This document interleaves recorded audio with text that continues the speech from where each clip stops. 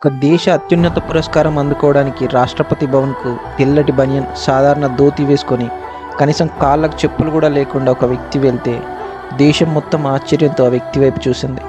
అసలు ఆ అవార్డు ప్రకటన రాగానే ఆయన అన్న మాట ఏంటో తెలుసా? నా దగ్గర ఢిల్లీ రావడానికి డబ్బులు లేవు, ఆ అవార్డును పోస్ట్ ద్వారా పంపించండి. కనీసం స్కూల్ మెట్లు కూడా సరిగ్గా ఎక్కని ఒక పేద పిల్లాడు తర్వాత దేశం గర్వించదగ్గ పీపుల్స్ పోయిట్ ఎలా అయ్యాడో తెలుసా?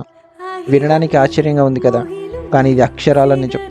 ప్రపంచమంతా డిగ్రీల కోసం, కాగితాల సర్టిఫికెట్ల కోసం పరుగులు పెడుతుంటే ఈయన మాత్రం కూలి పనులు చేస్తూ అక్షరాలను తన గుండెల్లో దాచుకున్నాడు.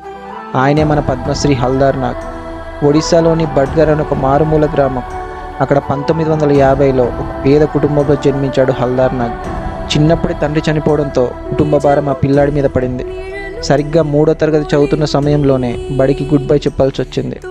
పొట్టకూటి కోసం హోటల్లో ప్లేట్లు కడగడం ప్రారంభించాడు.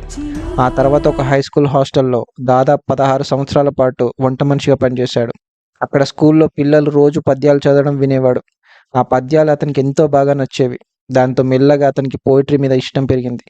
రోజంతా చెమటోడ్చి వంట చేయడం, రాత్రిపూట చిత్తు కాగితాల మీద కవితలు రాసుకోవడం, ఇదే అతని రోజు జీవితం.